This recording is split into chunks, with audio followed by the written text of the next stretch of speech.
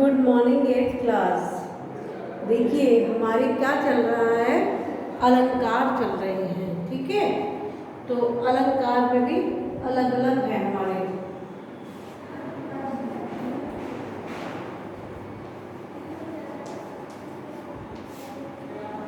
ठीक है, इसमें एक तो था प्रमुख शब्दालंकार और एक है प्रमुख अर्थालंकार। तो शब्दालंकार हमारा कंप्लीट हो चुका था। अब ये क्या चल रहा है, अर्थालंकार चल रहा है। अर्थालंकार में उपमा अलंकार मैंने पढ़ा दिया था, रूपक अलंकार भी मैंने आपको पढ़ा दिया। आज हम पढ़ेंगे उत्प्रेक्षक अलंकार पढ़ेंगे। ठीक है, कौन सा? उत्प्रेक्षक अलंकार। तो एक बार इसको रीड कर लेते हैं, फिर नोट करवाएंगे। तो सुनिए, उत्प्रेक्षा अलंकार जहाँ उपमेय में उपमान की संभावना या कल्पना की जाए वहाँ उत्प्रेक्षा अलंकार होता है। क्या कह रहा है? उपमेय में जहाँ उपमान की संभावना या कल्पना की जाए वहाँ उत्प्रेक्षक अलंकार होता है। मनो, मानो, जानो, जनु, जनहु आदि शब्दों का प्रयोग काव्य में हो रहता है। जैसे कहती हुई यूं उतरा के नेत्र जल से भर गए, हिम के कर्णों से पूर्ण मानो हो गए पंकज नए। इन पंक्तियों में उतरा के अश्रुपूर्ण नेत्र उपमेय में जल कर्ण युक्त पंकज उपमा की संभावना की गई है। ले चला मैं तुझे कनक, क्या कह रहा? ले चला मैं तुझे कनक। तो देखिए, जो भिक्षुक लेकर स्वर्ण झनक, सोहत कोड पीत पटुश्याम सरोने गात, मानो नीलमणि शैल पर आतुब बरौ प्रभात। तो अभी क्या है ना, मैं बोर्ड पे नहीं लिखवाऊंगी, मैंने आपको ये प्रमुख शब्दालंकार भी लिखवाए, उपमा और रूपक अलंकार भी लिखवा दिए। अब ये क्या है, मैं आपको सिर्फ पढ़ के बताऊंगी, बाकी आप बुक परचेज कीजिए और अपने आप लिखिएगा। ठीक है, मैं कहाँ तक इसको लिखवाती रहूँगी, ये ऐसे ही मैं आपको पढ़ के बताऊँगी, फिर आपके अलंकार कंप्लीट हो जाएंगे। इसमें कुछ अभ्यास टेस्ट होगा, वो मैं आपको करा दूँगी। ठीक है, फिर अब देखिए इसमें 7 वाला है, वो कैसा है? अतिशयोक्ति अलंकार। जहाँ किसी वस्तु, पदार्थ या प्राणी का वर्णन बढ़ा चढ़ाकर प्रस्तुत किया जाए वहाँ अतिशयोक्ति अलंकार होता है। कहाँ पे? जहाँ किसी वस्तु, पदार्थ या व्यक्ति का वर्णन, यानी कि जैसे हम लोग करते हैं ना, कहीं जाते हैं बाहर तो किसी अपने परचेज का या अपने भाई बहनों का या माँ बाप का किसी का भी बड़ा चढ़ा के करते हैं कि मेरे पापा तो ये हैं, मेरे पापा इतना वो करते हैं, ये करते हैं, फलाना ढीकरा। तो इस तरीके से हम तारीफ करते हैं, बहुत ओवरलोड कर देते हैं ना तारीफ करते करते, तो उसको कहते हैं बड़ा चढ़ा के बात करना। तो वहाँ अतिशयोक्ति अलंकार होता है। जैसे हनुमान की पूछ में लगन न गई, लगन न पाई आग, लंका सगरी जल गई, गए निशाचर भाग। क्या? हनुमान की पूछ में आग लग न पाई, आग तो लग ही नहीं पाई, और लंका सारी जल गई, गए निशाचर भाग। और जो वहाँ सारे निशाचर थे वो सब भाग गए और वहाँ शोर मचा दिया कि लंका में आग लगी, आग लगी, उसकी तो पूछ में ही आग लगने लगी थी हनुमान जी की। मतलब जब तक फिर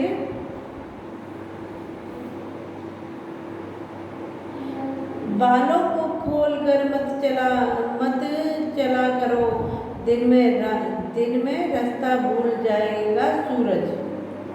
इसमें देखिए क्या कहना चाह रहा है, नायिका के घने काले केस का अतिशयोक्तिपूर्ण वर्णन है। ठीक है, कि नायिका के बाल खुले होने के कारण उनकी कलिमा से सूरज रास्ता भूल जाएगा। इसीलिए कभी नायिका से कहता है कि बाल खोलकर मत चलो। ठीक है। फिर मानवीकरण अलंकार। जब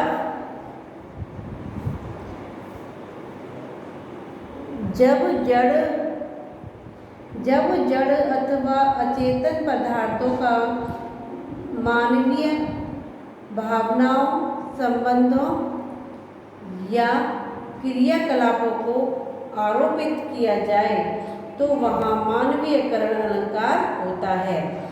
जैसे बीती विभार जगरी, अब अंबर पनगन में डूब रही, तारागण ऊषा नगरी। इन काव्य पंक्तियों में ऊषा को अंबर रूपी पनघट पर सागर भरती हुई स्त्री के रूप में चित्रित किया गया है। यह प्रकृति को मानवीय क्रियाओं करते हुए दिखाया गया है।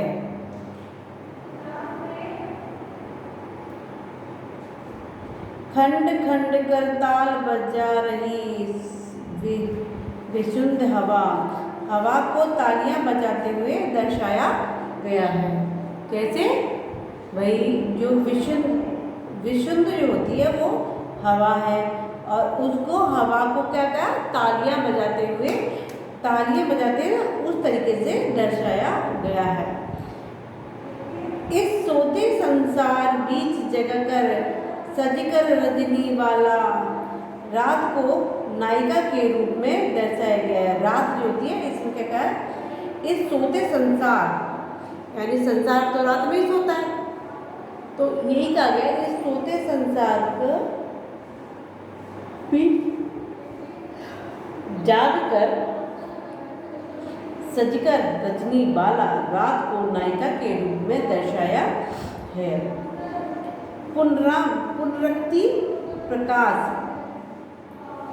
अलंकार काव्य में एक ये 9th वाला है, हमने 7th पढ़ा, 8th पढ़ा। ठीक है, अब 9th वाला पढ़ेंगे।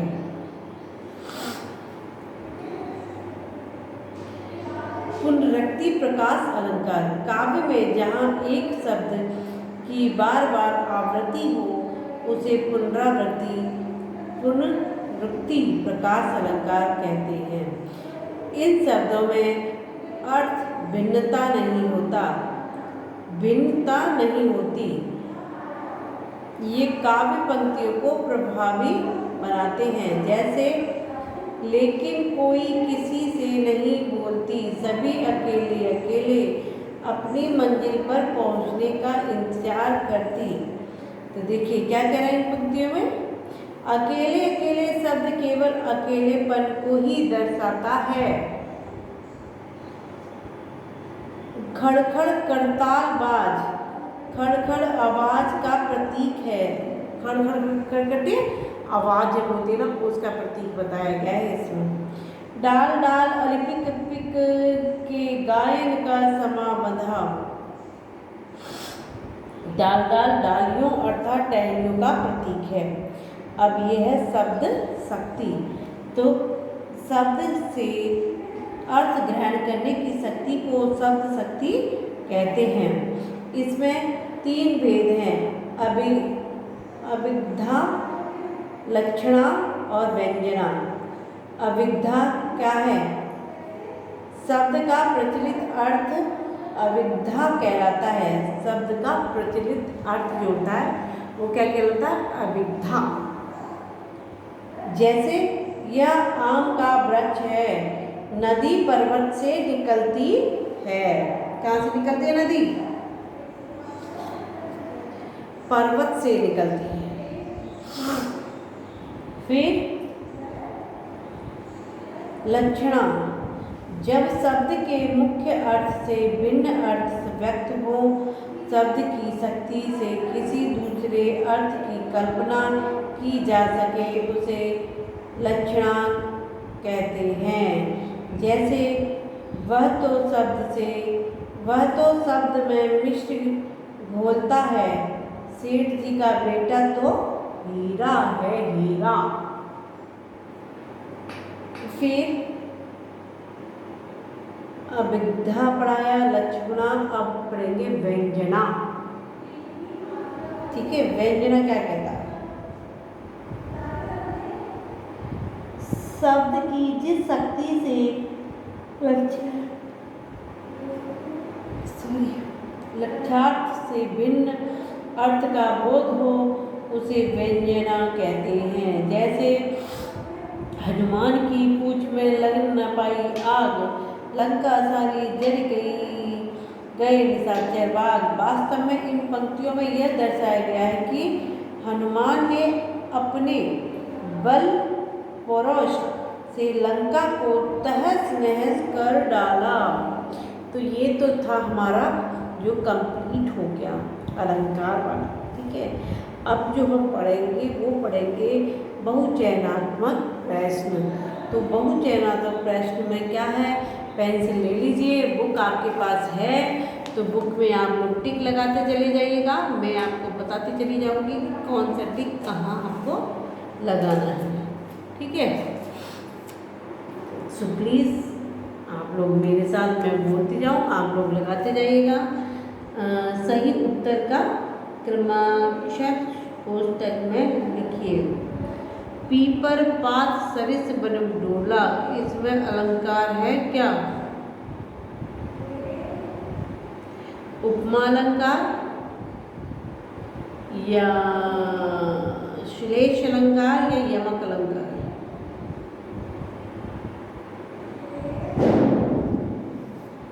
बताइए जल्दी जल्दी।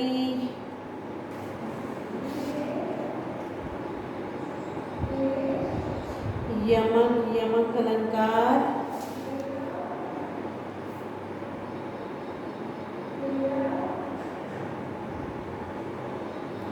इसमें आएगा यमक अलंकार। कौन सा आएगा? क वाला।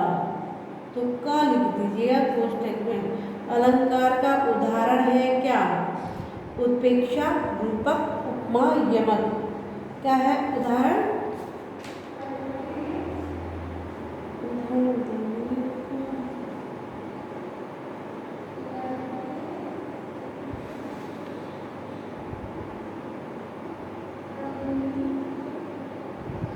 बताइए जल्दी। आपको आता है तो आप लगाते चले जाइएगा। एक मिनट इसको छोड़ देते हैं। पानी गए न उबरे मोती मानो चूर, ये अलंकार किसका है?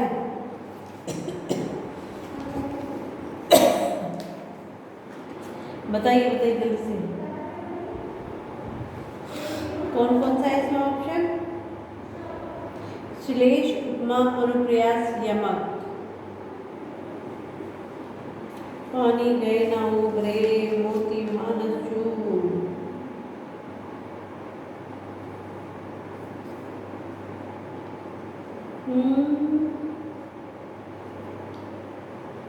नहीं पता क्या?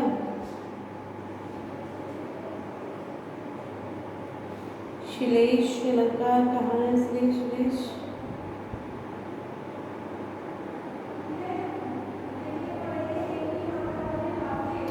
एक मिनट, एक अनुप्रयास। आप लोग इसको अपने आप से करना, ठीक है? इसमें एल जरूर डाल लो, अपना दिमाग लगाना। फिर कल को फिर मैं कराती हूँ इसको, अगर नहीं आप लोग करोगे तो फिर मैं करा दूँगी। देखो एच डब्ल्यू डालो जो मैंने डाल रखा है, दिख रहा है कि नहीं दिख रहा साइड से? बस एच डब्ल्यू डालो और फिर उसके बाद में आप खुद करो।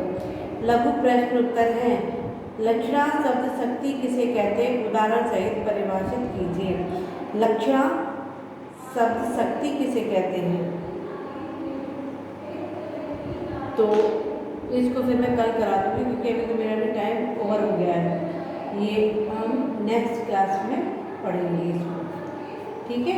इसमें अंतर बताइए श्लेष और यमक में, और ये वाला तो इसको नेक्स्ट क्लास में आपको पूरा प्रॉपर कंप्लीट करा दिया जाएगा आपके अलंकार। फिर आपको नेक्स्ट चैप्टर पढ़ाया जाएगा, ठीक है? तो ये हो गया आपका कंप्लीट। चलिए, ओके, बाय, टेक केयर।